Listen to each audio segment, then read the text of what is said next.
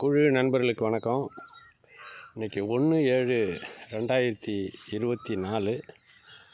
இது மயிலாடுதுறை மாவட்டம் நரசிங்கநத்தம் என்னுடைய வயலில் தான் இருக்கோம். பூங்கார் நெல் சாகுபடி. இந்த வரப்பெல்லாம் பார்த்திங்கன்னா இந்த கருணை போன வருஷம் வெட்டிட்டு அப்படியே வெட்டி காய போட்டது. அதிலே திருப்பி அப்படியே அதை தள்ளிட்டு கொஞ்சம் போல் இந்த வீட்டில் கிடந்த குப்பையை கொண்டு வந்து இந்த சரிவில் போட்டு அதில் போட்டுவிட்டோம். இந்த வெண்டையெல்லாம் தானாக முளைச்சி வந்தது. போன வருஷம் காய்ச்சி விதையிலேருந்து கரணை எல்லாம் வந்துட்டுருக்கு. நெட்டுக்க பார்த்திங்கன்னா தெரியும், வந்துட்டுருக்கு. இதில் இடையில 1-2 புல் முளைக்கும். அது இப்போது வந்து பார்த்திங்கன்னா கிட்டத்தட்ட ஒரு அரை மணி நேரம் அந்த முனையிலேருந்து அப்படியே நெடுக்க புல் அப்படியே பிடுங்கிட்டேன். அது மாட்டுக்கு சும்மா ஒரு ஓய்வாகவும் பொழுதுபோக்காகவும் ஒரு மணி நேரம், இன்னும் 1 மணி நேரம் பிடிங்கிட்டோம்னா அந்த பக்கமும் சரியாயிடும். இது போன வருஷம் நம்ம கண்ணில் அம்பராமல் தப்பிச்சு ஏமாற்றி கொடி காஞ்சி போயிடும். தை மாதம் கொஞ்சம் லேட்டாச்சுன்னா எங்கே இருக்குதுன்னே தெரியாது. அந்த மாதிரி ஏமாற்றி இந்த 2 செடியும் தப்பிச்சு இப்போ திருப்பி வளருது. வெண்டையெல்லாம் கிளம்பி வந்துட்டுருக்கு. இதில் இந்த சரிவில் இருந்த 1-2 புல்லெல்லாம் பிடுங்கியிருக்கிறேன். மிச்சம்லாம் மாட்டுக்கு ஒரு மணி நேரம் அவ்வளோதான். களை எடுப்பு முடிஞ்சிட்டு இதுக்கப்புறம் இந்த வயலில் இருக்கிற ஈரம் உங்களுக்கே தெரியும். வயலில் இருக்கிற ஈரம் ஏறி வந்துட்டுருக்கு. நல்லா பொலப்பான மண்கண்டம் நெடுக்க பாருங்கள். நல்லா பொலப்பானா கோடையில் வெட்டி காய போட்டதுனால பொலப்பான மண் இந்த வரப்பில்.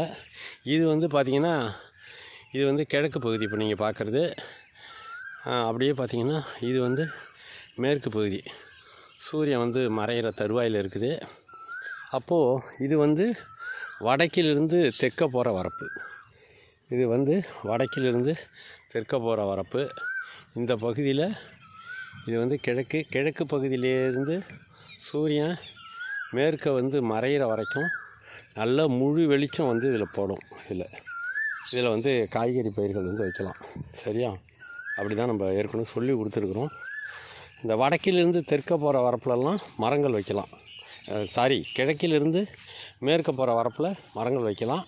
வடக்கிலிருந்து தெற்க போகிற வரப்பு அது முழுசாக வெயில் போடும். ஏன்னா கிழக்கிலிருந்து சூரியன் உதித்து மேற்க போய் மறையுது.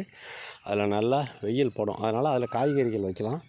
இந்த மாதிரி வரப்போட சரிவுகளை நம்ம கொத்தி விட்டு கோடையில் புரட்டி விட்டு ஒரு பாதி வரப்பு, முழு வரப்பும் நம்மளுக்கு இருந்தாலும் நிறையாவே பரட்டலாம். இது 2 பேருக்கும் பொதுவான வரப்பு. அதனால் அவங்க சத்தம் போடுவாங்கன்னு இதெல்லாம் நானே வயலை வந்து துத்து போட்ட வரப்பு. இது பார்த்திங்கன்னா தெரியும். இங்கெல்லாம் சின்னதாக இருக்குது பாருங்கள் வரப்பு ஒல்லியாக.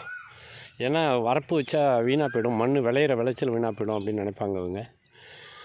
இதுலேயும் நம்ம வந்து லீஸுக்கு, அதாவது குத்தகைக்கு எடுத்து நட்டுக்கிட்டு இருக்கோம். இது வந்து நம்ம சொந்த நிலம். அதனால் நிலம் குறைஞ்சாலும் பரவாயில்ல அப்படின்னு நான் பெரிய வரப்பாக போட்டுக்கிட்டேன். சரிங்களா? பெரிய வரப்பாக அகலமாக போட்டேன். அதனால் பாதி வரப்பை நான் கோடையில் இந்த கிழங்கு பயிரெல்லாம் வெட்டி எடுத்துக்கிட்டு இருக்கு பாருங்கள். இந்த கிழங்கெல்லாம் வெட்டி எடுத்துக்கிட்டு திருப்பி காய விட்ருவோம் கோடையில். அந்த காஞ்சி கிடக்கிற இடத்துல அடுத்த வருஷம் திருப்பி அந்த மண்ணை அப்படியே தள்ளிட்டு அதில் நெடுக்கிலும் கிழங்கு வச்சுருவோம். சரிங்களா? அப்படி தான் நெடுக்க பார்த்திங்கன்னா வந்துக்கிட்டு இருக்குது. இதில் இடையில பார்த்திங்கன்னா இந்த புல் 1-2 முளைக்குது பாருங்கள். இதை என்ன செய்யணும், சும்மா இடையில எப்பாச்சும் ஒரு தடவை பிடிங்கி விட்டால் போகிறோம். இல்லைன்னா என்னாகும், அந்த ஈரம் இருக்குது பாருங்கள், நெடுக்க ஈரம் தெரியும் உங்களுக்கு. அதில் என்னாகும், நிறைய மண்டிடும். சும்மா ஒரு 2 மணி நேரத்தில் முடிஞ்சிடும்னு வைங்களேன். இந்த நீட்டுக்கு இது எப்படியும் ஒரு 200 அடி இருக்கும். 200 அடி நீட்டு இருக்கும்னு நினைக்கிறேன். இல்லை ஒரு 150 அடியாவது இருக்கும்னு அளந்து பார்த்ததில்லை. இதே ஒரு மணி நேரம் 2 மணி நேரத்தில் பார்த்தீங்கன்னா எட்ட எங்கேயோ ஒரு செடி தான் தெரியும், இந்த களை செடிகள். அதை மட்டும் அப்படியே பிடிங்கிடலாம். இந்த ஆடு வந்து இந்த பகுதியில் நான் தான் திறந்த வெளியாக இருக்கும்னு சொன்னேன்னா, ஆடுகள் வந்து இந்த வெத்தலை வள்ளி கிழங்க மேய்ஞ்சிருச்சு. அதை தாண்டி அந்த கொடி வழியாக வந்து காம்பு வழியாக வந்து மேலே துளுத்து நட்டவனை காப்பாற்றணுன்னு மேலே வந்துக்கிட்டு இருக்கு. அதை பார்க்குறோம் நம்ம. சரியா? அந்த மரங்களுக்கெல்லாம் வெத்தலை வள்ளி கிழங்கு, இது நெடிக்கிலும் கருணை கிழங்கு வந்துட்டுருக்கு. வயலில் ஈரம் வந்துட்டு தான் இனிமே தென்னை மரங்களுக்கெல்லாம் உயிர் வந்துடும். முருங்கை மரம் தழிஞ்சிரும். முருங்கை மரம் தழிஞ்சு நிற்கிது பார்க்குறீங்க. இந்த மூலையிலெல்லாம் முருங்கை மரம். வயல் நல்லா பசுமையாக உரம் போட்டது மாதிரி பசுமை. இந்த வருஷம் கொஞ்சோண்டு குப்பை எருவு கொஞ்சோண்டு வரப்பில் அடித்தது போக ஒரு டிராக்டரில் டிப்பர் இருக்கும், அதை அடித்து நிறைய விட்டோம். சரியா? இனிமேல் தென்னையெல்லாம் திருப்பி கோடை முடிஞ்ச பிறகு திருப்பி இப்போ எல்லாம் நல்லா மட்டையெல்லாம் பசுமையாக வந்துட்டுருக்கு. இதுதான் கள நிலவரம். சரியா? இது கிட்டத்தட்ட இன்னும் 1 மாதத்தில் கதிர் வந்துடும். எவ்வளோ விரைவான வளர்ச்சின்னு பாருங்கள். இன்னும் 1 மாதத்துக்குள்ளே இது கதிர் வந்துடும். இன்னும் ஒரு 1.5 மாதத்துக்குள்ளே கதிர் காய் மடைக்கணும். இன்னும் ஒரு 45 நாள் 50 நாளுக்குள்ளே இது அறுவடைக்கே வந்துடும்.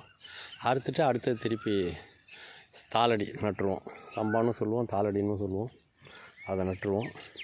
அடுத்தது தை மாதம் அறுத்துட்டு திருப்பி உளுந்து பயிர்.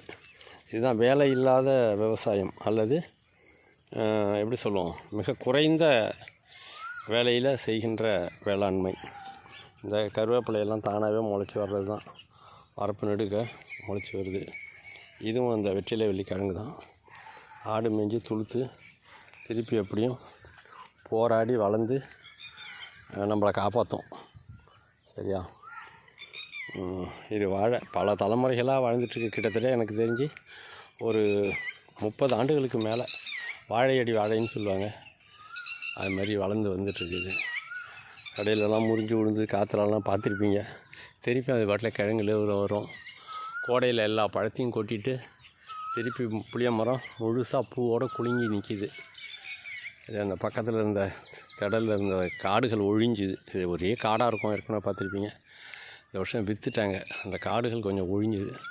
அதனால் நல்ல வெளிச்சம் இருக்குது. இந்த வருடம் இன்னும் நல்லாவே இருக்கும் அப்படிங்கிற நம்பிக்கை. இதெல்லாம் பறவைகள் எச்சத்தில் முளைச்ச கருவேப்பிலை இது. சரியா? தென்னை எல்லாம் திருப்பி புதுசாக குறும்பு வைக்க ஆரம்பிக்குது. இதுதான் இன்னும் ஒரு மகசூல் கிட்டத்தட்ட ஒரு